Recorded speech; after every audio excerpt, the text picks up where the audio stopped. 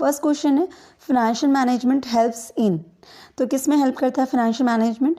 The estimation of total requirements of fund and monitoring of effective deployment of funds in fixed assets and working capital, या फिर long term planning of companies activities, या profit planning of companies, या none of this. तो इसमें से कौन सी चीज़ पे financial management help करता है? So answer is the estimation of total requirements of fund and monitoring of effective deployment of fund in fixed assets and working capital.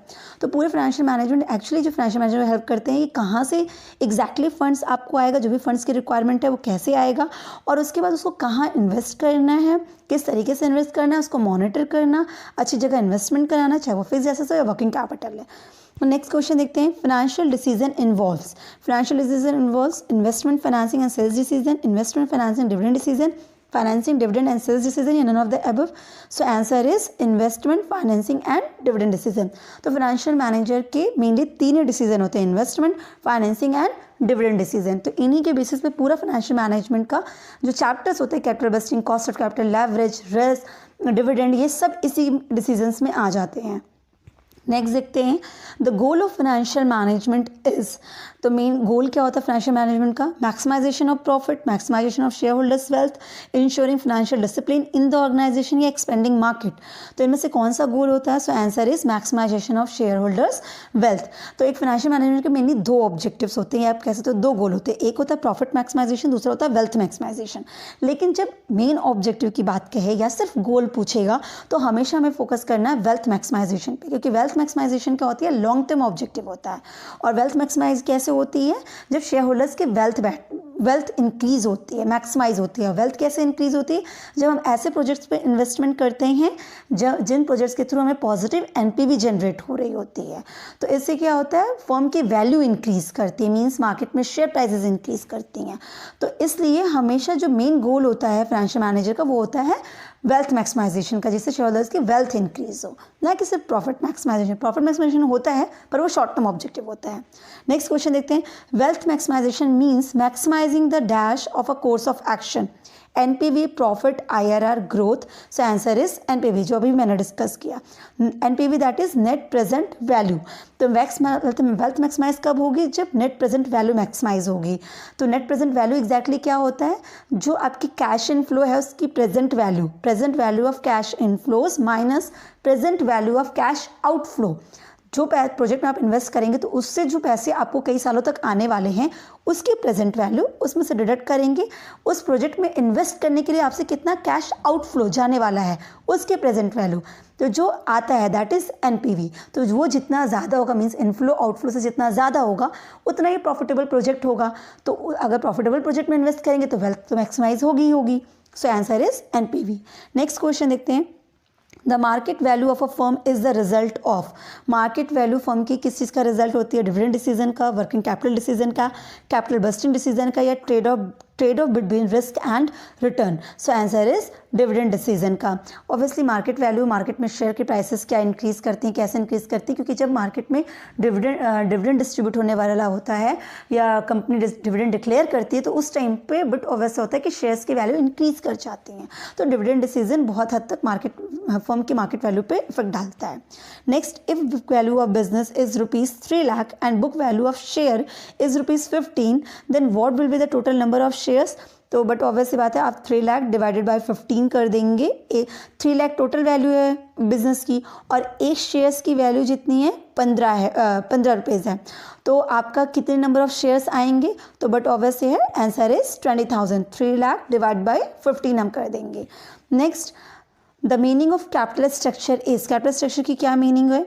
Ratio of long term sources of capital, equity and preference share capital, equity plus preference share capital plus reserve plus long term डेप्ट, या none of the above. So answer is equity plus preference share capital plus reserve plus long term dept. Capital structure means जो आपकी capital है उसमें क्या क्या चीज़ें involve है, स्ट्रक्चरिंग की बात करते हैं। जैसे आपकी बिल्डिंग स्ट्रक्चर है तो आप बताते हैं ना कि उसमें बिल्डिंग, हमारा जो बिल्डिंग तैयार हुआ है उसमें ईंटें हैं, सीमेंट्स हैं, रॉड्स हैं, ये सब चीज़ें इंक्लूड है। तो उसी तरीके से कैपिटल का क्या स्ट्रक्चर होता है? तो आपको पता है कि कैपिटल कैसे बनते हैं, प्रेफरेंस भी होता है, डिवेंचर्स भी होते हैं, उसमें इक्विटीज़ भी होती है, रिजर्व्स भी होते हैं, इन सबको मिला के हमारी कैपिटल टोटल होती है। So answer is C. Capital structure is affected by, किससे अफेक्ट होता है? Nature and form of business, regularity of income, form of control over business, या all of the above? So answer is all of the above. इन सब से क्या होता है? आपका कैपिटल स्ट्रक्चर अफेक्ट होता है।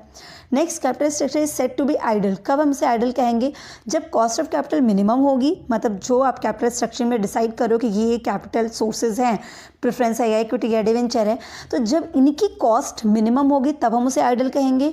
या profitability of business is maximum, या जो बिजनेस है उससे प्रॉफिट जो होने वाला वो मैक्सिमम हो, या profitability and cost both are maximum, cost भी ज़्यादा हो और प्रॉफिट भी ज़्यादा हो, तो हम उसे आइडल कैपिटल स्ट्रक्चर कहेंगे। या both A and B, A and both मतलब कि कॉस्ट कम हो और प्रॉफिट ज़्यादा हो, हम किस कैपिटल स्ट्रक्चर को आइडल कहेंगे? So answer is both A and B. जहाँ पे कैपिटल की कॉस्ट कम हो लेकिन उस कैपिटल को इन्वेस्ट करने के बाद जो बिजनेस रन करा रहे हैं उससे जो प्रॉफिट हो वो ज़्यादा हो। तो नेक्स्ट है, from investor point of view the cost of capital is. Investor के पॉइंट ऑफ व्यू से कॉस्ट ऑफ कैपिटल क्या होता है? Yield of capital sacrifice, market value, interest rate, none of this. So answer is yield of capital sacrifice. क्योंकि investor के point of view से बात करते हैं तो कॉस्ट ऑफ कैपिटल एग्जैक्टली क्या मीन करता है? Minimum rate of return. Minimum rate of return means कि कम से कम इतना तो आपको इन कैपिटल से अर्न करना ही करना है, क्योंकि ये तो आपके पास से जाएगा ही जाएगा, राइट। तो ये क्या हो जाता है? अगर इन्वेस्टर के पॉइंट ऑफ व्यू से क्या है तो यील्ड ऑफ कैपिटल सैक्रिफाइस, उन्होंने इतना शेयर्स में इन्वेस्ट किया है, इतना कैपिटल आपको उठा के दे दिया, तो उसके बदले में इन रिटर्न यील्ड आपको जो मिलेगा वही आपके लिए क्या हो जाएगा? यील्ड की इतना कैपिटल हमने सैक्रिफाइस किया, उसके बदले में ये रिटर्न मिल रहा है। और कंपनी के पॉइंट ऑफ व्यू से इतना तो आपका कॉस्ट जाना है, तो that is cost of capital. So next question देखते हैं। Solomon Ezra has called cost of capital. Solomon Ezra cost of capital को क्या कहते थे? Interest rate, stock exchange value, reward of risk, cut off rate of capital expenditure. So answer is cut off rate of capital expenditure. तो cost of capital को बहुत सारे नाम से जानते हैं, cut off rate, hurdle rate, discount rate, ये सारे कॉस्ट ऑफ कैपिटल के निकनेम हैं। सो next question, which statement is correct in respect of explicit concept? तो एक्सप्लिसिट कॉस्ट के बेसिस पे इसमें से कौन सा स्टेटमेंट करेक्ट है? It arises on the use of fund. ये कब अराइज होता है? जब फंड यूज होता है। It is an opportunity cost of capital. It arises at the time of acquisition of fund, all of the above. So answer is it arises at the time of acquisition of fund. जब हम fund को acquire करते हैं उस time पे explicit cost arise होती है, जो रियल में होती है। कॉस्ट जो आप एक्सपेंस करते हो, जैसे सैलरी जा रही है आपकी, जो कॉस्ट आपके पास से जाएगी, राइट। तो जब हम एक्वायर करते हैं फंडिंग को तो उस टाइम हमारे पास से जो कॉस्ट जाती है that is explicit cost. Implicit cost arise when, implicit cost को नोशनल कॉस्ट भी कहते हैं क्योंकि ये एक तरीके से अपॉर्चुनिटी कॉस्ट होती है। तो ये कब होती है? There is cash inflow, the funds are utilise, the funds are acquired, none of the above. So answer is the funds are utilise. क्योंकि जब हम फंड यूटिलाइज करेंगे तो बट ऑब्वियसली अपॉर्चुनिटी कॉस्ट होगी, कहीं ना कहीं हम उसको दूसरी जगह इन्वेस्ट जो करना था, जो बेस्ट नेक्स्ट अल्टरनेटिव था, वहाँ इन्वेस्ट नहीं करेंगे, तो वो हमारा इम्प्लिसिट कॉस्ट वहाँ एराइज होगी। Next, if debenture are ₹1 lakh, discount on issue 5%, expenses on issue is ₹1000, redeemable after 10 years, then cost of 12% debenture will be. तो यहाँ पे आपको क्या करना है? डिवेंचर्स की कॉस्ट निकालनी है आपको, केडी जिसे कहते हैं, कॉस्ट ऑफ डेब्ट जो होता है वो आपको कैलकुलेट करनी है। तो यहाँ पे रिडीमेबल डिवेंचर्स है, राइट, इरिडीमेबल डिवेंचर्स नहीं है क्योंकि बता रहा है कि रिडीमेबल आफ्टर 10 years है। तो आप क्या करेंगे? इसका पूरा फॉर्मूला जो होता है जब आप अप्लाई कर देंगे तो इसका आंसर आ जाएगा। तो जब आप इसका फॉर्मूला यूज़ करेंगे तो आपको इसका आंसर आ जाएगा। तो यहाँ पे मैं सॉल्व करके नहीं बता पा रही हूँ, पर प्रोसीजरिंग आप समझिएगा इस चीज़ का। तो यहाँ पे क्या है? ये कैसे डिवेंचर्स है? रिडीमेबल डिवेंचर्स है, क्योंकि लिखा है ना कि if debentures are ₹1 lakh, discount on issue 5%, expenses on issue 1000, redeemable after 10 years, तो वो तो रिडीमेबल डिवेंचर है। तो यहाँ पे जो फॉर्मूला अप्लाई होगा वो रिडीमेबल डिवेंचर का अप्लाई होगा फॉर्मूला, ठीक है। तो आपको कॉस्ट ऑफ डेब्ट जो निकालनी है रिडीमेबल की निकालनी है। अब उसका फॉर्मूला क्या होता है? तो वहाँ पे हमको कॉस्ट क्या लग रही है, कंपनी के पॉइंट ऑफ व्यू से समझेंगे तो अब कॉस्ट क्या लग रही है? इंटरेस्ट पे करनी पड़ेगी। तो यहाँ पे इस डिवेंचर को पे करने का इंटरेस्ट कितना दिया गया है? ये लास्ट टाइम में लिखा है, then the cost of 12% debenture will be. तो 12% के डिवेंचर है, इसका मतलब इन डिवेंचर्स पे जो इंटरेस्ट जाएगा वो किस रेट से जाएगा? 12% से जाएगा। तो अगर सबसे पहले हमें इसका इंटरेस्ट कैलकुलेट करना हो तो हम कितने पे करेंगे? 1 lakh का 12% निकालेंगे, दैट इज 12,000। तो 12,000 तो हमें इंटरेस्ट निकल गया। अब फॉर्मूला की बात करते हैं तो फॉर्मूला इसका क्या होता है? इंटरेस्ट प्लस आपकी जो मैच्योरिटी वैल्यू मतलब रिडीमेबल वैल्यू जो होती है, तो redeemable value minus net proceeds divided by number of years, जितने ईयर्स में वो रिडीमेबल हो जाएगा, होल डिवाइडेड बाय आपका redeemable value plus net proceed divided by 2 multiply by 100। तो अब यहाँ पे आपको एक एक चीज़ की वैल्यू निकालनी होगी, राइट। तो यहाँ पे जितना भी मैंने फॉर्मूला आपको बताया उसमें आपको कौन कौन सी चीज़ें निकालनी है।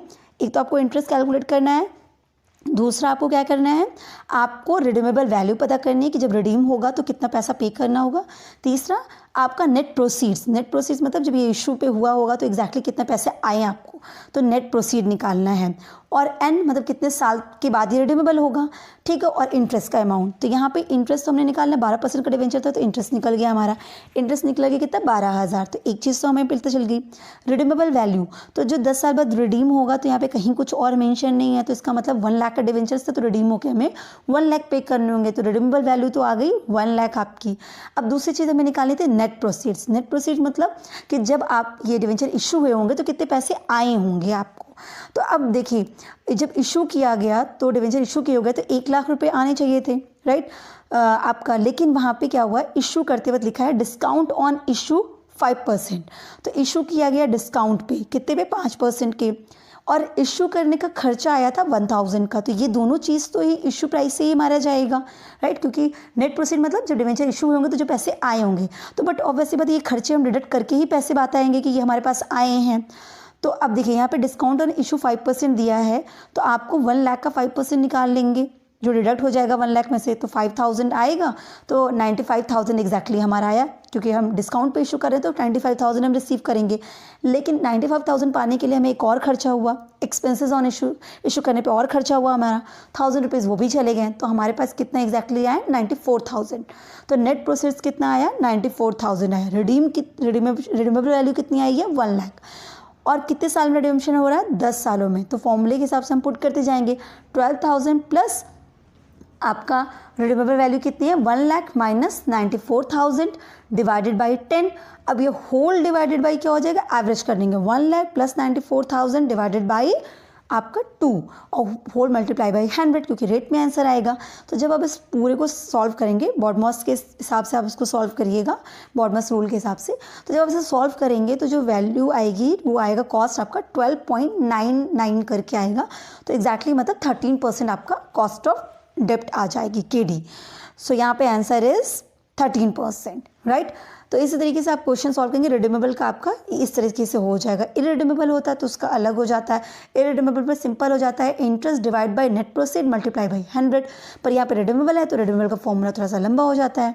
ओके, नेक्स्ट क्वेश्चन देखते हैं। The meaning of capital budgeting is, capital budgeting की मीनिंग क्या है, budget of source income, planning and control of capital expenditures, preparing capital budget and finding out variance, या none of the above।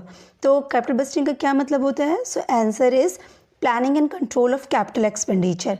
Capital budgeting में हम क्या करते हैं कि हमें कौन से प्रोजेक्ट में इन्वेस्टमेंट करना है, कौन सा प्रोजेक्ट ऐसा होगा जिसमें हम इन्वेस्टमेंट करके कंपनी के वेल्थ को इंक्रीज़ कर सकते हैं। तो ये सेलेक्ट करने के लिए कि कहाँ इन्वेस्टमेंट करनी है, किस प्रोजेक्ट में इन्वेस्टमेंट करनी है, बहुत सारे मेथड्स और टेक्निक्स होते हैं जिनके बेसिस पे हम ये चेक करते हैं। तो हम NPV, IRR, PI, profitability index, accounting rate of return, payback period, ये सारे बहुत सारे टेक्निक्स हैं जिनके बेसिस पे हम ये डिसाइड करते हैं। सो कैपिटल बस्टिंग क्या हो गया कि जो कैपिटल एक्सपेंडिचर मीन्स आप प्रोजेक्ट में इन्वेस्ट करेंगे तो लॉन्ग टर्म इन्वेस्टमेंट हो गया, तो वो उसको कैसे प्लान करना है, कहाँ पे करना चाहिए, कैसे नहीं करना चाहिए, तो ये पूरा ही कैपिटल बस्टिंग कहलाता है। नेक्स्ट क्वेश्चन देखते हैं। Capital budgeting process starts, capital budgeting कहाँ से स्टार्ट होता है, with availability of capital, with project evaluation, with knowledge of project identity, with execution। So answer is with knowledge of project identity। But obvious सी बात है कि हम देखिए कैपिटल तो हमारे पास है तभी तो हम इन्वेस्टमेंट की बात कर रहे हैं। तो बजटिंग में क्या है, जो पैसे हमारे पास है उसको कहाँ इन्वेस्ट करना है ये प्लानिंग होगी। तो हम यहाँ पे कैपिटल की अवेलेबिलिटी नहीं चेक करेंगे कहाँ से उसको पाना है, हम ये देखेंगे कि हमारे पास कौन कौन से प्रोजेक्ट्स अवेलेबल हैं जिनमें हम पैसे इन्वेस्ट कर सकते हैं। तो with knowledge of project identity. Next question देखते हैं। Mutual exclusive proposal signify, mutual exclusive proposals क्या आपको बताता है, accepting all proposals, accepting one proposal, accepting one proposal and rejecting all alternative proposals, या none of the above. So answer is accepting one proposal and rejecting all alternative proposals. आपके पास 5-6 projects हैं, तो 5-6 projects में से आपको सभी सही लग रहे हैं, तो उसमें से किसी एक को सेलेक्ट करना और बाकी को रिजेक्ट करना, ये आपका म्यूचुअल एक्सक्लूसिव हो जाएगा। Next, formula of net cash inflow of a project. तो जब आप प्रोजेक्ट को सेलेक्ट करने के लिए कैलकुलेशन करते हैं किसी भी मेथड से, तो वहाँ पे नेट कैश इनफ्लो हम कैलकुलेट करते हैं। तो नेट कैश इनफ्लो का मतलब क्या हो गया? नेट कैश इनफ्लो मीन्स कि आपको उससे क्या रेवेन्यू जनरेट होगी, मतलब क्या पैसे आएंगे। तो उसका फॉर्मूला क्या होगा? Sales minus operating expenses, sales minus operating expense minus interest minus tax, net profit after tax plus depreciation, none of the above. So answer is net profit after tax plus depreciation. तो वो profit जिसमें से tax बाकी expenses deduct कर दिए हैं और उसमें डेप्रिसिएशन को ऐड बैक कर देंगे, क्योंकि डेप्रिसिएशन को हम एज सच कैश एक्सपेंस मानते ही नहीं हैं, राइट। तो यहाँ पे answer is net profit after tax plus depreciation. Next question देखते हैं। Payback period means, payback period क्या होता है? Period in which payment is to be made, वो पीरियड जिसमें पेमेंट आपको कंप्लीट हो जाएगा, पेमेंट आपको करना है। Period in which payment is to be received, वो पीरियड जिसमें आपको पेमेंट रिसीव होगी। Period in which amount of investment is recovered, वो पीरियड जिसमें आपने जो इन्वेस्टमेंट किया वो अमाउंट रिकवर आपको हो जाएगा, या none of these. So answer is period in which amount of investment is recovered. Payback period में हम कैपिटल बस्टिंग जब प्रोजेक्ट का सिलेक्शन करते हैं, तो पेबैक पीरियड भी एक टेक्निक होती है। ये हमें बताती है कि जो पैसे आप इन्वेस्ट कर रहे हैं वो कितने टाइम में आपको रिकवर हो जाएंगे, मतलब इन्वेस्टमेंट वैल्यू जो आपकी है वो कितने टाइम पीरियड में आपको रिकवर हो जाएगी। So period in which amount of investment is recovered. So payback period का जब भी आंसर आएगा वो किस में रहेगा? टाइम्स में रहेगा, मतलब ईयर्स में रहेगा, मंथ, ईयर, इन सब में रहेगा। So next question, investment amount ₹1 lakh, income after tax before depreciation and interest ₹20,000। तो जो रेवेन्यू जनरेट होगा आपको 20,000 है और जो इन्वेस्टमेंट वैल्यू है वो कितनी है? 1 लाख। अब आपको बताना है कि पेबैक पीरियड कितना होगा, तो हम इसमें क्या कर देंगे? इन्वेस्टमेंट अमाउंट डिवाइडेड बाय आपका income after tax before depreciation. So answer is 5 years. Okay, next question देखते हैं। Long term sources of financing of working capital R. तो वर्किंग कैपिटल को फाइनेंस करने का जो लॉन्ग टर्म सोर्स है तो वो इसमें से कौन सा है? Issue of shares, retained earning, debentures या all of the above. So answer is all of the above. अगर आपको वर्किंग कैपिटल को लॉन्ग टर्म सोर्स से फाइनेंस करना है तो आप इनमें से किसी से भी कर सकते हैं। Next, short term source of financing of working capital is, working capital को फाइनेंस करने का शॉर्ट टर्म सोर्स क्या होता है? Issue of shares, trade credit, reserves या ऑल ऑफ द अबव। तो इसमें से आपको पता है कि बाकी तो लॉन्ग टर्म है, सिर्फ ट्रेड क्रेडिट ऐसा है जो शॉर्ट टर्म फाइनेंसिंग का सोर्स है। So answer is trade credit. Next question, advantage of public deposits are. Public deposits के क्या फ़ायदे हैं? Flexible, public interest, protection, all of the above. So answer is all of the above. Next question देखते हैं। Type of factoring is, factoring के क्या type हैं? Invoice discounting, trade credit, public deposit या all of the above. So answer is invoice discounting. Factoring क्या होता है? फैक्टोरिंग में हम ये भी फाइनेंसिंग का एक तरीका होता है। तो यहाँ पे जो भी हमारे बिल्स पेबल होते हैं, मतलब आपको ये बिल्स रिसीवेबल आपके होते हैं, अब आपको डेटर्स हैं, डेटर से पेमेंट रिसीव करनी है सपोज, तो आपको आज नहीं वो 3 महीने बाद रिसीव होगी, डेटर 3 महीने बाद पेमेंट करेंगे, पर आपको कैश अभी चाहिए। तो समटाइम्स कहते हैं ये जो फैक्टोरिंग है उनके थ्रू हम तुरंत कैश पा सकते हैं। ये क्या करते हैं? आपके जो रिसीवेबल्स MBR है उसको वो ले लेंगे और आपको 80%, 75 to 80% वेरी करता है ये, वो तुरंत उस बिल का पैसा आपको दे देंगे इन कैश एडवांस अपना। और उसके बाद जो रिमेनिंग अमाउंट है, राइट, 20% या 25%, वो अमाउंट वो क्या करेंगे? जब बिल रिसीवेबल आपका कंप्लीट होगा, मतलब जब 3 मंथ्स के बाद आपके डेटर्स पेमेंट करेंगे, तो वो डेटर्स किसको पेमेंट करेंगे? फैक्टर को पेमेंट करेंगे। ये जो एजेंसी बीच में वर्क कर रही है दैट इज़ योर फैक्टर, तो फैक्टर को पेमेंट करेंगे। तो फैक्टर जब पूरा पेमेंट रिसीव कर लेगा तो वो रिमेनिंग 25% या 20% में से अपना कमीशन कट करेगा और बाकी पैसे आपको वापस दे देगा। तो इस तरीके से क्या हो जाता है कि आपको फंडिंग भी मिल जाती है, आपके डेटर से कलेक्शन भी हो जाते हैं। तो इसीलिए इसको बोले इनवॉइस डिस्काउंटिंग। नेक्स्ट क्वेश्चन करते हैं। स्टॉक या इन्वेंट्री टर्नओवर रेशियो इज़, तो ये कौन सा रेशियो है? Liquid ratio, profitability ratio, solvency ratio या activity ratio. So answer is activity ratio. Next question देखते हैं। If the operating ratio is 70%, net profit ratio will be. तो अगर ऑपरेटिंग रेशियो 70% है तो नेट प्रॉफिट रेशियो कितना हो जाएगा? सो आंसर इज 30%। टोटल मिला के 100% बनता है। ओके, नेक्स्ट देखते हैं। Ideal level of current ratio. Current ratio का आइडियल लेवल क्या है? सबको पता होता है 2:1 1. नेक्स्ट क्वेश्चन, लिक्विड और क्विक एसेट्स. तो लिक्विड और क्विक एसेट्स क्या होगा? Current assets minus prepaid expenses, current assets minus stock minus prepaid expenses, current assets plus stock minus prepaid expenses, या current assets minus stock plus prepaid expenses. So answer is current assets minus stock minus prepaid expenses. Stock और prepaid expenses को हम quick assets के लिए use नहीं करते हैं, calculate नहीं करते, इंक्लूड नहीं करते. Which is not include in quick assets. Quick assets में इसमें से कौन सा इंक्लूड नहीं होगा जब हम क्विक रेशियो कैलकुलेट करेंगे? तो inventories, trade receivables, cash at bank, cash in hand. तो हमें आंसर पता है इन्वेंट्रीज. ओके, नेक्स्ट क्वेश्चन देखते हैं, क्योंकि अभी हमने देखा कि वहाँ पे स्टॉक और प्रीपेड एक्सपेंसेस को लेस करते हैं. नेक्स्ट क्वेश्चन देखते हैं, higher the ratio the more favourable it is. तो रेशियो जितना ज़्यादा होगा उतना ही फेवरेबल कंडीशन होगी. This does not apply to. ये बात किस इनमें से किस रेशियो पे अप्लाई नहीं होती है? Net profit ratio. तो बट ऑब्वियसली बात है, नेट प्रॉफिट मतलब आपको इस रेट से प्रॉफिट हुआ है, तो और ये तो अच्छा ही है ना कि higher the ratio more favourable. Stock turnover ratio, वो भी मुझे लगता है सही है आपके लिए. ऑपरेटिंग रेशियो या none of this. So answer is operating ratio, क्योंकि ऑपरेटिंग रेशियो क्या हो गया आपका, एक तरह से ऑपरेटिंग एक्सपेंसेस एंड ऑल बताता है. और आपको अगर याद हो भी लास्ट टाइम हमने देखा था कि अगर 70 ऑपरेटिंग है तो प्रॉफिट 30 होगा. तो अगर ये एक्सपेंसेस की बात करते हैं तो ये जितना कम होगा उतना अच्छा होगा, ना कि जितना ज़्यादा होगा. So answer is operating ratio. Next question देखते हैं, collection of debtors. Collection of debtors, अगर डेटर से कलेक्शन हो रहा है तो increase current ratio, decrease current ratio, has no effect on current ratio, या all of the above. So answer is has no effect on current ratio. Next question देखते हैं, operating ratio is. Operating ratio क्या है? Profitability ratio, activity ratio, solvency ratio, and none of this. So answer is profitability ratio. 5 type के ratio का division है, तो उसमें से जितने भी नेट प्रॉफिट, ऑपरेटिंग, ये सारे रेशियोज आते हैं वो प्रॉफिटेबिलिटी रेशियो के अंदर आते हैं.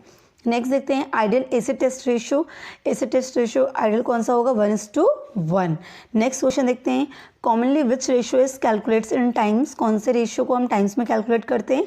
प्रॉफिटेबिलिटी, एक्टिविटी, फाइनेंशियल पोजीशन, या none of the above. So answer is activity ratio. मतलब जैसे कि स्टॉक वगैरह का हो गया, इन्वेंट्री का हो गया, डेटर्स का हो गया, ये सब यहाँ चले जाएंगे. Working capital means, working capital का क्या मतलब होता है? Total of current assets. Current assets का टोटल वर्किंग कैपिटल होगा. Excess of current assets over current liabilities. Current liabilities मतलब current assets minus current liabilities, तो वो वर्किंग कैपिटल होगा. The portion of assets which changes in business operation. जो business operation के हिसाब से चेंज होता रहता है वो, ये all of the above. So answer is all of the above. Total of current assets भी वर्किंग कैपिटल होता है, that is gross working capital. Excess of current assets over current liabilities, that is net working capital. और ये तो सिर्फ working capital की meaning है. Next question, according to operating cycle concept working capital is. Operating cycle concept के हिसाब से working capital क्या होता है? The liquid part of net working capital which is required during operating cycle period. या net working capital, या operating capital, या gross capital. So answer is ये वर्किंग कैपिटल का वो लिक्विड पार्ट होता है जो आपको ऑपरेटिंग साइकिल के लिए रिक्वायर्ड होता है. ऑपरेटिंग साइकिल मीन्स वो कैश, देन आपका raw material, then work in progress, then finished goods, then debtor, then again cash, वो पूरा ऑपरेटिंग साइकिल है. तो उसके लिए जो लिक्विड कैप पार्ट आपका होता है that is your operating cycle concept के हिसाब से वर्किंग कैपिटल है. Next, nature of seasonal working capital. Seasonal working capital का क्या नेचर होता है? That is short term, long term, medium, variable. So answer is short term. Next, net working capital is the excess of current assets over. तो अभी हमने पढ़ा ये, answer is current liabilities. Next, gross working capital is business entity concept, dual aspect concept, going concern concept, money measurement concept. So answer is going concern concept. क्यों? क्योंकि gross working capital क्या कहता है? Total of current assets. और current assets में क्या क्या चीज़ें आ जाती हैं? करंट एसेट्स में डेटर्स और आपका स्टॉक, ये सारी चीज़ें पार्ट बनती हैं करंट एसेट्स का.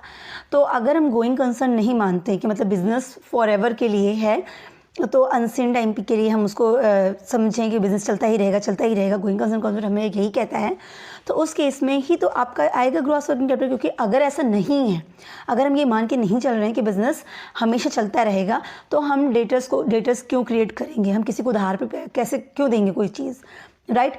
स्टॉक क्यों रखेंगे हम? क्लोजिंग स्टॉक क्यों रखेंगे हम ये मान रहे हैं ना कि कल को फिर हमें सेल करनी है, तो हमें स्टॉक रखा पड़ा है. हमें 3 महीने बाद भी हमारा बिजनेस रहेगा, तो डेटर्स हमारे 3 महीने बाद पेमेंट कर देंगे. सो वो ग्रॉस वर्किंग कैपिटल किस कॉन्सेप्ट पे चलता है? गोइंग कंसर्न कॉन्सेप्ट पे. Next, temporary working capital is otherwise called. Temporary working capital को इसके अलावा हम क्या कहते हैं? Fluctuating working capital, revolving working capital, variable working capital, या both A and C. So answer is both A and C. Fluctuating and variable working capital is a temporary working capital.